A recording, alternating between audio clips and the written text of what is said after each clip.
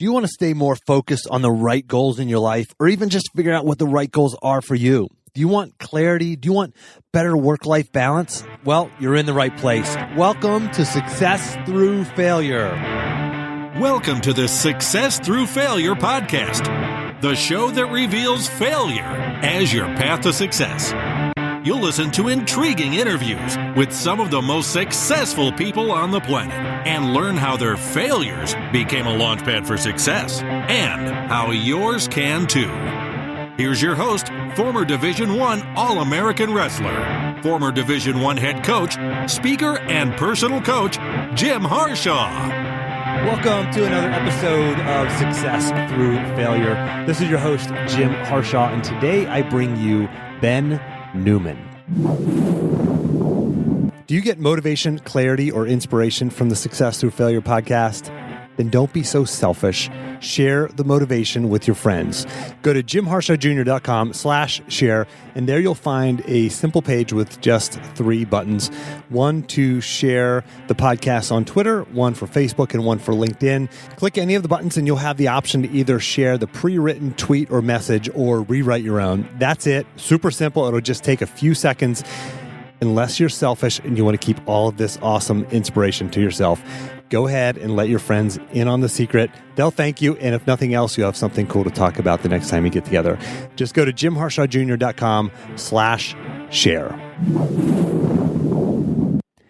Ben is a performance coach, international keynote speaker, and best-selling author whose clients include Fortune 500 companies around the world, business executives, sales organizations, and professional athletes in the NFL, PGA, NBA, and Major League Baseball, UFC, and the NCAA. Ben serves as a special consultant for the 17-time national champion Alabama football program, and we'll talk a little bit about that. And in addition, he's the performance coach for the record-setting 5-straight Division I national football champion, North Dakota State Bison. He was also just recently, I think just yesterday, as of the recording, named one of the top 50 speakers in the world by Real Leaders magazine. And he shared the stage with Jerry Rice, Tony Dungy, Colin Powell, Brian Tracy, Ken Blanchard, Jon Gordon, and many, many other leaders and legends around the world. And for the listeners, as always, if you don't have time to listen to this entire episode, or if you hear something you like but you don't have a chance to write it down, make sure you grab your free copy of the action plan. Just go to jimharshawjr.com/action. Ben, welcome to the show.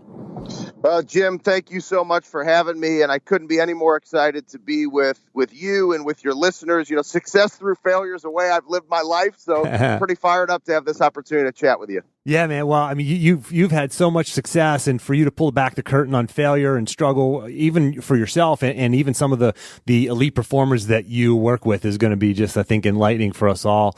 You've worked with some incredible people, and I think we have a lot to learn here. So let's start with this, Ben. Why don't you tell us a little bit about your background, kind of where you grew up, and maybe the 30,000-foot view of how you got from there to where you're at now. Absolutely. And I'll start by mentioning, I think for all of us, we all have a story. We all have challenge and adversity that we've been through. And, how you choose to respond to that challenge and adversity is what determines the story that you write.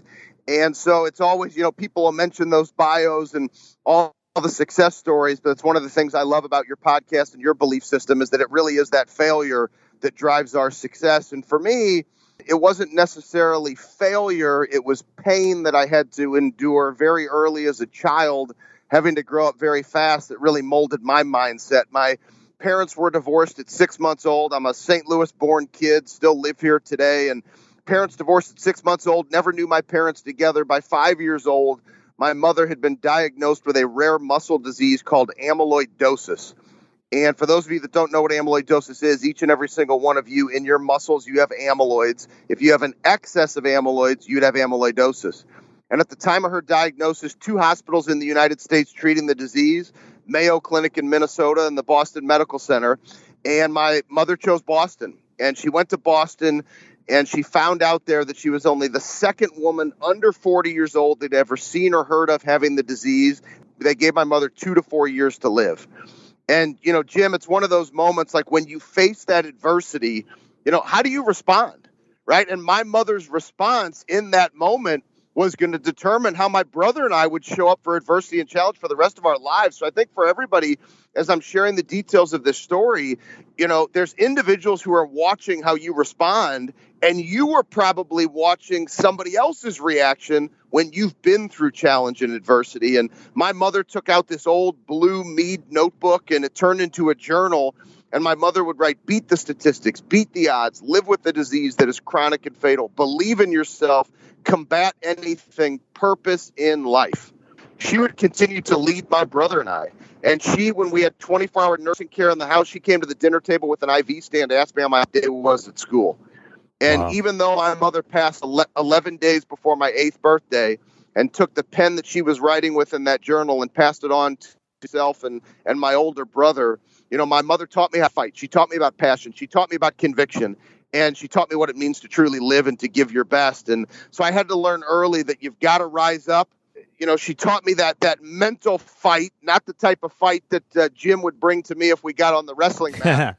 So I know this is tough on the ears and what you guys didn't expect, so I had to get that in there. But Jim, I admire, being an elite wrestler the way that you were, right? It's the physical and mental that makes the difference. And the mental, which has helped me embrace failure, I learned from my mom. Yeah, the mental side is such a big part of it. I think people overlook that, right? That they think it's just, it's the activity. And so I think the activity is certainly important, right? Whether it's, athletics is kind of the easiest way to look at it. We go, okay, you've got to train hard and that will make you a great athlete. Well, yeah, you got to train hard, but it's the mental side of it that allows you to train hard. It allows you to train hard, and do hard things despite setback, despite failure, despite obstacles, despite signs that say you can't succeed. You can't just say, yeah, I'm just gonna wake up and work through that. It's the mental side that has to be from something deep within you, and you've talked about that, like standard over feelings, right? I mean, using these standards that drive you, as opposed to just kind of operating based on the feelings that might hold you back. And that's exactly right. Standard over feelings is, I could give sports examples and I could give business examples, and maybe we could walk through, one of each. But, on the business side, individuals have a tendency to be conditioned to what they've allowed to become what's normal in their lives, right? And so rather than pushing it and challenging, a lot of times we protect ourselves. There's content behavior. We don't necessarily take on the challenges. And I would encourage everybody to think of the perspective. As I shared, I'm not the only individual that has a story. Everybody listening right now, you have a story of pain and challenge and adversity that you've had to fight through. It's different for everybody, but we all have it. And so, in the business world, I used to bring that with me all the time. I would never allow my feelings to dictate how I show up. Oh, this person hung up the phone on me. Well, you know what? Somebody hanging up the phone on me is not as bad as seeing my mother come to the dinner table with an IV stand. So, you know what? I'll probably just consider that somebody's going to have to come with stronger heat than that to break me. Yeah. And then the other side of it is, let's say for somebody listening that's in sales, do you allow the great sale that you made yesterday or last week to dictate how you show up today? And I work with high-performing teams in businesses and pick an industry. And far too often, people will make a great commission, and they don't work for a month. And that, to me, that's just not how I choose to live, right? I mean, imagine when you were wrestling. Imagine all the things that you've now done in your career, Jim. I mean, if you decided that, the last great sale that you made or the last great match you had, you didn't have to work, you didn't have to train, you didn't have to probably get your butt. Yeah. And so far too often we allow those feelings to dictate how we show up. And I always encourage people, I say, pick the period of time where you feel like you performed at your highest possible level. And that's your standard. And then it's a choice for you. Are you going to allow your feelings to dictate how you show up? Or are you going to live to that standard? I love saying attack the process, win the day. And that's that process piece. And if you show up and give your best every day, and we all know what it looks like to give our best, but it's a choice to actually do it, you will win more in your life rather than focusing on results that you can't control that are in the future or allowing past results to show up. And in the sports world, I think of a press conference that Tua had, Tua Tagovailoa at the University of Alabama. I mean, I'm not sharing anything private. I mean, he said it for the world to hear. at one of his press conferences last year in the playoffs, somebody asked him about, some of the mindsets of the team. And he said, in our building, it's standard over feelings. And even though there was significant challenge, when I taught that to the team last training camp, this is my second season as a mental conditioning coach for Alabama. When I shared that standard over feelings, they made a choice to embrace it. And that is the reason why they will respond from the failure, and they will have success through the failure of losing to Clemson last year. Yeah. And so how we choose to respond and whether or not you show up to the standard, that will always be the difference in your life. Yeah. So people need to, the listeners, define what that standard is. Look at like you said, Ben, your high watermark. Look at your last success. I mean, that's the bottom. Like that's the minimum standard, right? You are at least that good and that capable, and that's your minimum standard. And I got to imagine, like, it's got to be interesting working with a program like North Dakota State. Maybe a lot of people don't know that, but they're 5-time national champions. They are FCS. They're the best, right? Go ahead. Yeah, so my first year working with North Dakota State was Carson Wentz's senior year, and I've been blessed to have the opportunity to continue to have a chance to work with Carson, and it's one of those things. That's an iron sharpens iron relationship because Carson makes me better. Yeah. The way that young man shows up and the money that he's raising in Haiti and the things that he does on and off the field and the type of leader that he is, he probably motivates me more than I motivate him. And, that to me is what life is all about. But he has made a choice to live to a standard, and he learned that at North Dakota State. And those players continue to live to that standard. And now the head coach at North Dakota State, we spent four seasons there together. And now he brought me with him to Kansas State. So I'll be doing the same work at Kansas State now. So it's teaching people about the standard, and that's what wins long term. It creates the next opportunity for you. It opens doors for you. And the more that you focus on being your best every day, the more you challenge your capacity, the more you're going to win. In those programs, you win a national championship, whether it's Alabama, whether it's North Dakota State, whether it's these elite performers that you work with, they win a national championship. And like you said, people make the big sale, get the big commission, and then they sit back and go, and they coast for a little bit. They go, man, I can take a little vacation here now because I just made that sale. That big sale is going to carry me for a while. But you're saying these elite performers attack a process. They focus on a process less than the outcome. Is that right? Yeah, so I'll give you an example of Jim Kramer, the strength and conditioning coach with the North Dakota State Bison. And this is the mindset that many winners have when they live to a standard and show up to the standard. So Coach Kramer does not allow players to wear championship gear in his weight room. You can't wear a national championship T-shirt. You can't wear a conference championship T-shirt. And the reason why he does that, he says, what you did yesterday does not define you. What defines you is what you're willing to do today. Yeah, I love that. A lot of times it's those little things that make the difference, and that's become part of their standard. That's how they show up. And oftentimes you see individuals that they wear their rings everywhere. I hardly ever wear my national championship rings from North Dakota State because those don't define me. And when I do wear them, I wear them intentionally. Maybe it's when I'm speaking to share the story of what I see when I look at those rings, which is not what many people see, which is the bling and the diamonds. It's the relationships and what I learned from being part of a program like that.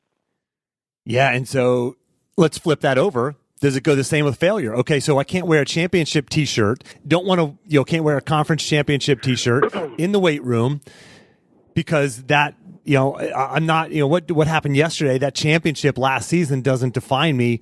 How about the failure? Is that part of the story, that part of the message too? That failure doesn't define me?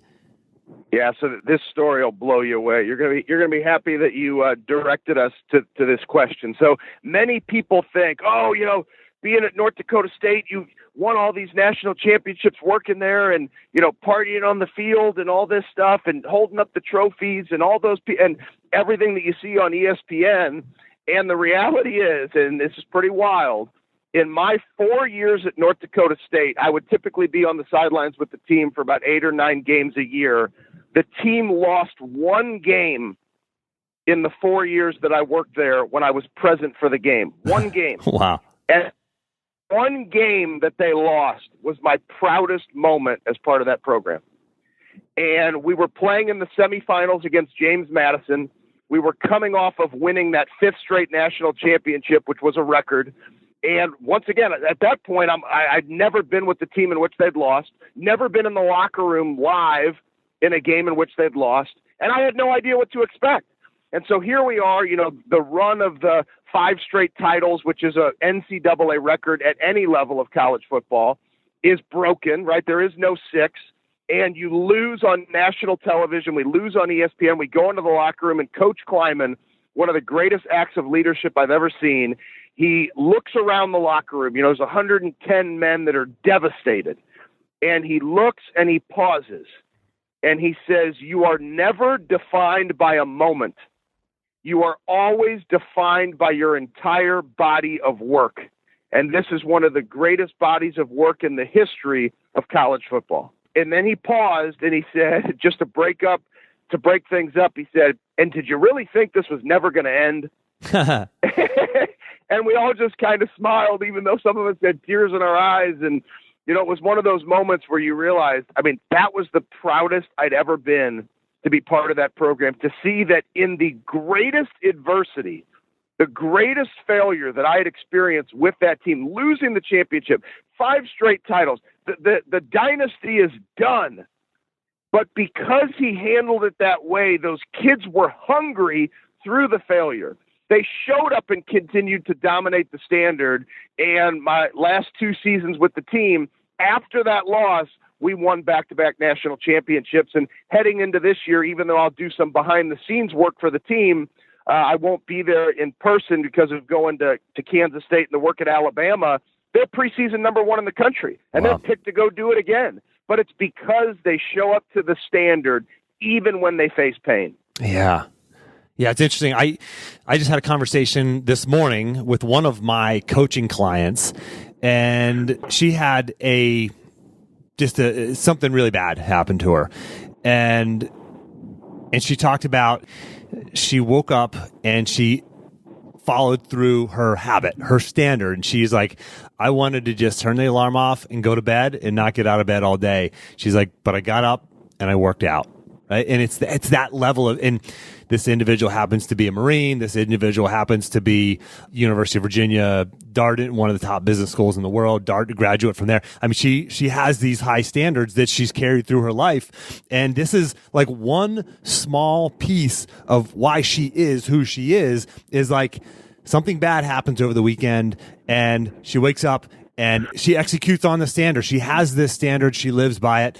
And that's why she is where she's at. And I find that interesting when you see elite performers, they live by that standard. And so let me ask you this, Ben, because this is interesting. Yep. So, I'm a University of Virginia graduate, big fan of the Cavaliers, of course. National championship men's basketball program. They were the first team ever in the history of college basketball to be a number 1 seed in the NCAA tournament to lose to a 16 seed last season, right? Yep. 2 seasons ago, right? And then the poise that Tony Bennett showed in the post-game interview probably created as much waves as the loss itself, because he was just so poised and handled it. Just, you could see that this is a man who focuses on the process, not the outcome. It hurt. It stung bad, but there's a process that he follows. I'm going to turn the page now. It's you got Ben Askren. Ben Askren is one of the best MMA fighters in the world. Yep. He's been talking smack for years with Dana White about trying to about fighting in the UFC, and finally they sign him to a 1-fight deal, and he goes out and he gets knocked out in 5 seconds. 5 seconds, fastest knockout in the history of the UFC, and. Yep.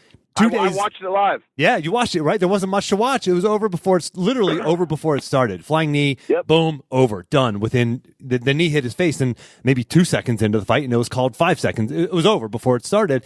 And now Ben Askren shows up like 2 days later on a major podcast, does an interview. The man has this poise. And by the way, I had Ben Askren on this podcast a while back. I'll have the link to that episode if anybody wants to go back and listen to it. But he shows this poise where most of us would want to go crawl under a rock, right? Ronda Rousey did after she got beat a few years ago.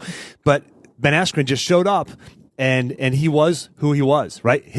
Nothing changes. Failure, success, he doesn't change who he is. Tony Bennett, success, failure, doesn't change who he is. And you're talking about the North Dakota State coach, success, failure, win, loss, continue the streak, break the streak. He is who he is despite success, despite failure. Am I right?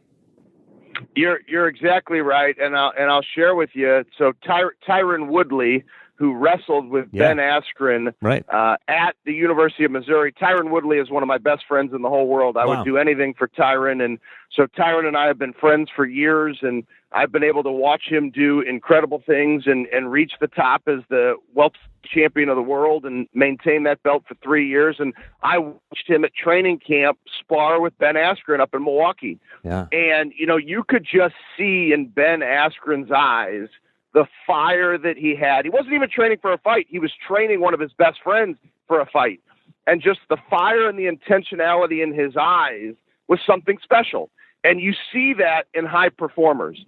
And that's where whether Ben Askren decides to fight again, or he decides to run a gym, or to train kids, or whatever he decides to do, because of that fire and passion, it translates into other areas of your life. And you just take that fire, you take that passion. I call it the burn. We have a YouTube show called The Burn, and you take that burn and it applies to anything if you have an ability to work hard and do things for the right reasons, and you do it because of what fires you up and what lights you up inside. Yeah. And so for the listener, the takeaway there is like, what is it that fires you up inside? And once you identify that, once you identify what drives you, what your goals are, what's meaningful to you, what deep down what's meaningful, not like, the hamburger that you're going to have on the grill tonight that's meaningful to you, but like deep down, what is really, truly important to you? And it takes work to figure that out. But once you figure that out, your life can be driven by bigger things. And while failure will still happen to you, it stings in a different way. You react in a different way. And you've just, we've just given you several examples of how people who are driven by something deeper and bigger, how they react. And it's a much better way to go through life. Correct. Ben, without question, can you tell us, I got to ask this question. Everybody wants to know, what's it like to work with Nick Saban, the Alabama football program? I mean, I don't, peel the curtain back a little bit. I mean, what's it like? What's Nick Saban like? I mean, what's their secret sauce? Well, Coach Saban is one of the most focused and intentional human beings I've ever spent time with. And what I would tell you is most unique about the program is the relationships inside that building. And, I think sometimes people can say, or you take winners, right? Whether it's Bill Belichick, whether it's Nick Saban, they want to poke holes at the winners. Well, this person does this and this person does that. Nick Saban loves these players and these players love him. The coaches love the players and the players love the coaches. And it is a special dynamic within that building. And I love those players. And, there's just something about the relationships. There's something about the focus and intentionality where you're willing to go to battle. You're willing to dig down deep. Everybody's there to push and challenge each other. And when you accept an environment like that, which is not comfortable, it's not easy, and it's not for everybody, you condition yourself to grow.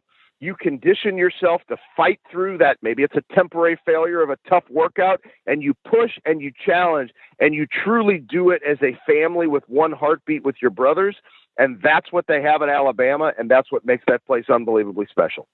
That's powerful. I mean, you think about relationships. I mean, for any of my clients who are listening or people who have listened to this podcast for any length of time, that I talk about relationships is first, right? That's the top goal, whether it's professional or personal. You want to get somewhere, it's about relationships, right? And whether that's your brothers or sisters on a football team or any other sports team, or in your business or in your company or in your family, it's relationships first. So that's fascinating.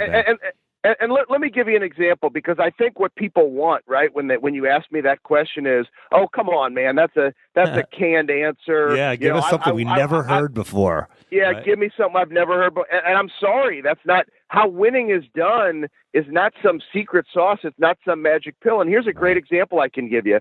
I was in Orlando speaking for a corporate client, and I have an Alabama tag on my backpack. And I'm walking through security, and this huge guy walks up to me. Hey, bro, why do you have that Alabama tag on there? And I said, I do some work with the Alabama football team. I played football at Alabama. So I start talking to this guy, played at Alabama, went on to play in the NFL, and he and I just hit it off. He and I stayed connected. I am a former financial advisor. That's how I really cut my teeth financially and how my speaking and coaching career started back in 2006. And he's now a financial advisor. So I get on the phone with him. That's Alabama family. Of course, I'm going to help him. And the next thing you know, my last visit to Alabama, which was a couple months ago, he texts me, hey, I'm in Tuscaloosa for a meeting. I saw on social media that you're at the building. I'm coming there this afternoon to see some of the coaches. Huh. And he came there. We sat in one coach's office and we're talking. And then we got done. He's like, I got to go see Coach Saban before I leave. So Wow. You tell me it's not about relationships. And so, this isn't just some canned answer. It's just what makes the program special. And you can't fake caring about your players. You can't fake hard work. You can't fake pouring into these players. And I think there's a lot of programs or businesses that they say one thing, but their actions show another. And I just feel tremendously blessed every time I have an opportunity to be there.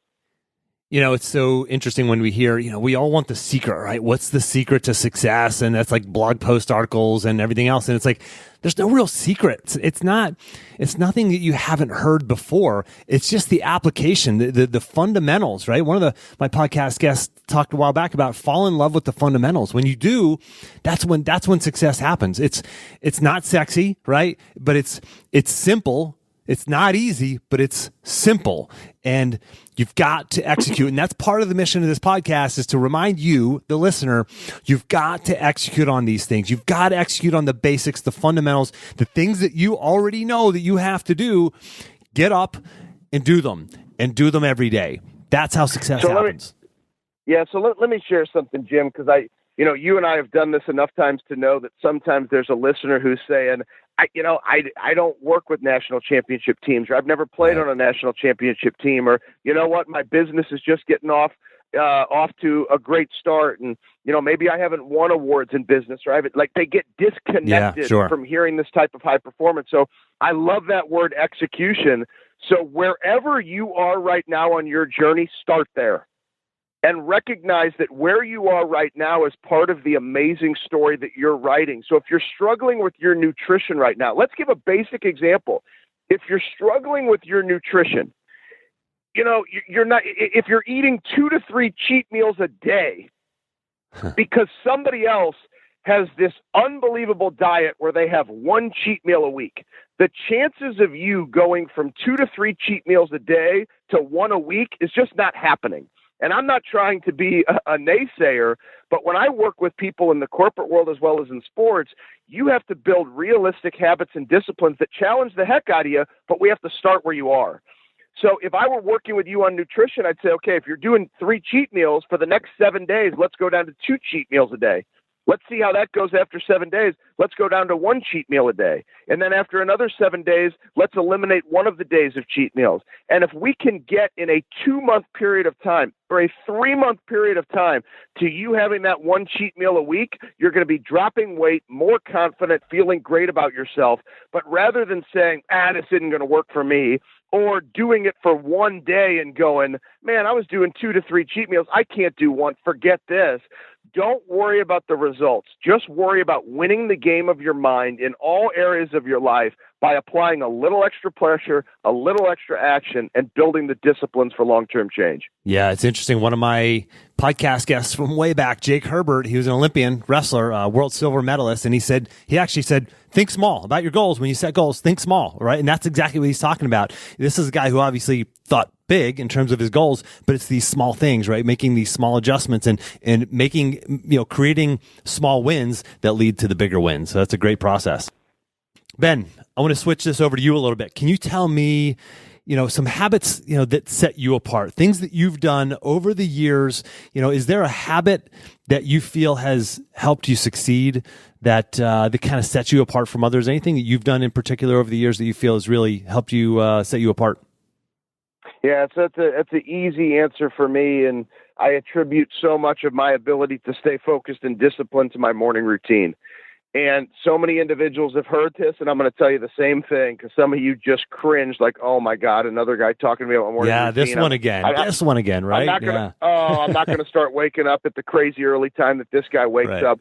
Wherever you are, start somewhere and realize the next level of your success is a math problem. And when I used to be behind and undisciplined in my morning workout years and years and years ago, probably over 10 years ago, I started waking up an extra 30 minutes earlier to reinstate some of the disciplines that were important to me. And I recognized in doing that the 30 minutes a day was 2.5 hours a week times 4, 2.5 hours a week times 4 weeks in a month is an extra 10 hours a month. It was an extra work day. Yeah. And you times that by 12 months in a year was an extra 12 days a year that I didn't have. And so rather than making excuses, I've got to sleep in. Same thing like with the nutrition. If don't mess with my mornings, start with 5 minutes, then go to 10, then go to 15. But to just accept the excuse, which is really an unwillingness to change, then you can't complain to me that you don't have time. And if you're watching Netflix for 3 hours every single night, go down to 2.5 hours. It's still a lot of Netflix. So I'm not one of those coaches who says don't enjoy your life, but just don't make excuses. Yeah. Don't say I don't have time. Say I've not made it a priority. That's correct. Yeah. And that's great. So let's flip this over and can you tell me about a time where you failed, Ben? Can you tell me about a time where you failed and as a result you felt that hopelessness, that self-doubt that comes with failure, and how you were able to move through that and despite that achieve success? Yes, as I share the first part of this story, you guys are going to think I'm not answering the question, and I don't share this to impress you, to impress upon the point, and then you're going to realize I fell pretty darn hard. So as a financial advisor, I got off to a very, very fast start. That's how my speaking career started, as a result of my passion, losing my mom, life insurance putting me through college. I had this tremendous passion for helping other people plan so that I could help individuals write the story of the little guy just like me, where the products are actually needed. And as a result of that, got off to a fast start. By my 4th year in the business, I had become part of the top 2% of 10,000 financial advisors in a Fortune 100 financial firm. And I did that 3 years in a row. And it was one of those situations. I was setting big goals for myself, banging them down. I had started speaking, I was writing, I was coaching, and running this successful business. And then in 2010, I got smacked, turned upside down, twisted up like a pretzel against Harshaw on the mat. I mean, it was literally painful as all get out. And I didn't know how to respond. I did, but I was choosing not to. And what had happened is through the first 6 months of the year, coming off of 3 straight years of being this elite top performer, I had had a few insurance cases that had gone the other way. And what that means in the insurance business is, for those of you that are familiar, sometimes you sell a product and they actually pay you all your commissions up front. And I'm giving you guys the easy version of the story and the faster version of the story. So they pay you all your commissions up front. Well, if something goes wrong or somebody changes their mind, they take those commissions back. So my last paycheck, October of 2010, and my first paycheck of November of 2010 were negative paychecks, multiples of tens of thousands of dollars. It was like giving an NFL game check back to the company that you worked for, and you still had to pay your bills. So I got turned upside down financially very, very fast, and I felt like I couldn't breathe. Our second child had just been born. You felt like no matter what you sold, you couldn't keep going. I fell off of the disciplines. I was coaching people and speaking on these topics, yet not showing up and doing what I needed to do myself. And I'll never forget, I was on the phone with my coach, and That's one misconception many people have. Well, if you're a coach, you've got it all figured out. I still have two coaches. Yeah, I've had a likewise. coach since I was 25. Yeah, I've got two coaches because I'm still trying to figure it out, and I still feel like I'm just scratching the surface. And my coach said to me, he said, "How many times are you dialing the phone?" And I thought, man, what are you talking to me about? Man, I just get what needs to get done. I get it done. And he's saying to me, he goes, "Well, that's really working well for you right now, isn't it?" And I was just like, man, I wish I could have grabbed him through the phone, right? And he said, "You have got to get back to the disciplines. How many times per day do you need to dial the phone for you to know that you've shown up and given your best? Because you cannot change what's happened leading up to this point, but we sure can change your mindset and your behaviors moving forward." And that phone call, I reconnected back to the disciplines that allowed me to be a high performer. I silenced the doubts and the fears that had come along with the pain of being knocked down so significantly. And it took me over a year, because I lost so much business off the books, to get back to where I was. I mean, I ended up missing that top 2% club. And you start to realize through that, like, man, the recognition doesn't matter. None of this. What matters is through the pain of failure that I decided to rise up. Through the pain of failure, I stayed connected to the disciplines. I stayed connected to my burn. I wanted to be the best example for my children, just like my mother was for me.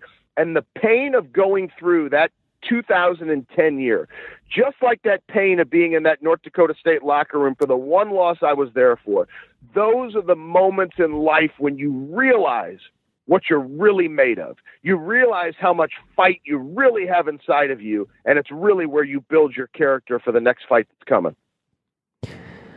The listeners can't see it, but Ben just dropped the mic and walked away. Yeah, it's a great point, man. I mean, well said. And for the listener, just hit the rewind button on this podcast episode and go back and listen to that again, because that was gold right there. Ben, can you give us an action item? What can we do for the listener who says, okay, I get it, I'm in, I'm buying in, I'm behind you, Ben. What can I do? What can they do in the next 24 to 48 hours to really start moving towards their goal? What's one action item you'd recommend somebody take? Yeah, so pick one area of your life. Let's not go pick 5 areas. Let's not tackle them all. If you are currently in a moment of facing challenge, not wanting to pick one area, maybe it's your working out, maybe it's your nutrition, maybe you're struggling at work right now like I was in 2010. Whatever that area is, pick one area. Challenge yourself. Create a 30-day challenge. Over the next 30 days, you're going to change how you show up by connecting to your burn every day. Every morning, wake up and say, I'm going to connect to that burn. What drives me? I'm going to intentionally connect to it, because that's what's going to cause a different mindset and different action. So number 1, over 30 days, connect to your burn every day. And number 2, pick a discipline, a habit, a process-based action step around that discipline and hammer it one day at a time for 30 days. And then a 30-day challenge, people can touch it, they can taste it, they can feel it. I know that you can do this. But for the first 7 days, I want you to make sure that what you picked was right. So today, commit, set whatever that goal is for 30 days. Today, commit to connecting to that burn, but 7 days from now, put a marker on your calendar. I'm going to make sure that what I picked was right. And if it was wrong, we want to tweak it. We don't want to do the wrong thing for 30 days. So identify the discipline, connect to your burn, set a 30-day challenge, make sure it's right after 7 days, and go attack it one day at a time. And if you start to plug away at different areas of your life, you continue to tap into your capacity, and you follow your life with the lesson that my mother taught me, greatest life lesson. It's not how long you live, it's how you choose to live your life. You show up and you do the tough stuff. You show up and you make the right choices. You will continue to write one hell of a story. There you have it, folks. I mean, I've done over 200 episodes, and this may be the single best action item that I've ever heard. So listeners, you know exactly what to do. It's a concrete, clear action item. Execute on this. Thank you, Ben, for sharing that. Can you share with the listeners how we can find you, follow you, find your books, etc.? Yeah, so, I would love for people to stay connected. I would love for you guys to tweet at me or send me DMs or whatever it is, whatever social media you like. It's at Continued Fight. Let me know how your 30-day challenge is going. Come follow us.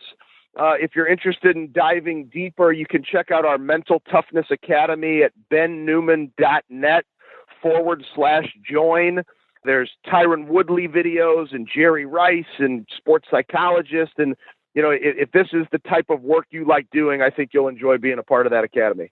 Excellent. And for listeners, I'll have links to everything he just mentioned there. I have in his social media, Ben's social media as well. I have all those right in the action plan. You can go to jimharshawjr.com/action to get the PDF with all that information that Ben just shared. So Ben, I know you're super busy. By the time this thing airs, you are going to be at the Alabama football camp. So good luck with that. Good luck to the team this year. And thanks for making time to come on the show.